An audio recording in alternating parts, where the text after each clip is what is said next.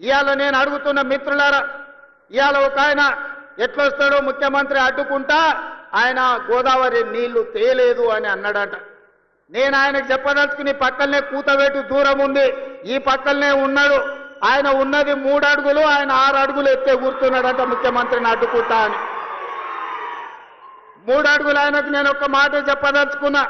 3 రోజులు అవకాశం ఇస్తే గోదావరి జలాలు తుంగతుర్తి నియోజకవర్గానికి తెస్తా అని ఆయన పేపర్ల ప్రకటన చూసిన.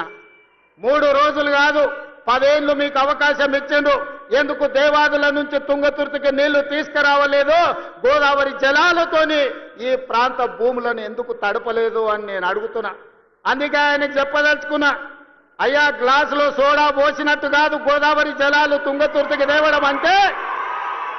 నీకు తెలిసిన విద్య ఒక్కటే, దొరగారి ముందల చేతులు కట్టుకొని గ్లాసులో సోడా పోయడమే, కానీ నీకు తెలిసిన విద్య అంతకంటే లేదు. నీ ఊరు మండలం చేసుకున్నావు, మండల ఆఫీస్ అన్న తెచ్చుకున్నావా? ఎంఆర్ఓ ఆఫీస్ అన్న తెచ్చుకున్నావా? పోలీస్ స్టేషన్ అన్న తెచ్చుకున్నావా? 10 ఏళ్ళు మంత్రిగా ఉండి నీ నాయకుడు ముఖ్యమంత్రిగా ఉంటే నీ సొంత మండలానికి ఒక ఎంఆర్ఓ ఆఫీస్, ఎంపీడీఓ ఆఫీస్, ఒక పోలీస్ స్టేషన్ తెచ్చుకోలేని సన్నాసివి ఇవాళ మా మందుల సామెలు తీసుకొస్తే సిగ్గుతో తల ఉంచుకోవాల్సింది పోయి ముఖ్యమంత్రిని ప్రభుత్వ కార్యక్రమాన్ని అడ్డుకుంటానని ఆయన ప్రగల్భాలు పలుకుతుండు.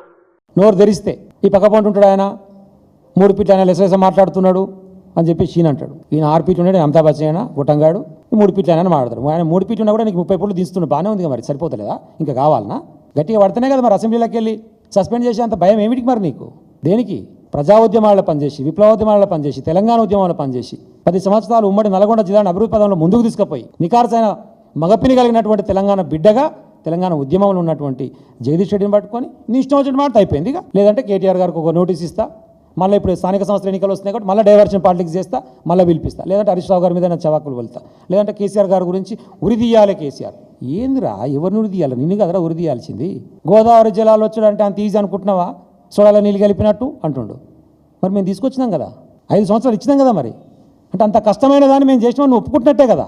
వాస్తవమే మరి, గోదావరి జలాలు తీసుకొచ్చి చాలా కష్టం. ఓటుకు నోటు కేసుకు సూట్ కేసు మోసినంత కష్టం, చాలా కష్టం ఉంటుంది తీసుకురావాలంటే గోదావరి జలాలు. ఇంకో మంచి మాట చెప్పింది నిన్న, ఎక్కడ పోయినా సరే మా జిల్లాల ఎస్ఐలు సిఐలు అంతా నల్గొండలో కనబడతారు, ఇక్కడ బాగుంటారు, డిఎస్పీలతో సహా పోలీస్ డిపార్ట్మెంట్ నల్గొండలో బాగుంటారు అని చెప్తుండు. 100% వాస్తవం. ఎందుకంటే ఈ లంగగాడు ఓటుకు నోటు కేసులో దొరికినప్పుడు పట్టుకున్నలు కూడా నల్గొండోళ్ళే, ఎస్ఐ డిఎస్పీ. అందుకని ఆయనకు బాగా గుర్తుకుంది. అది ఒక్కటి మాత్రం కరెక్ట్ చెప్పిండు.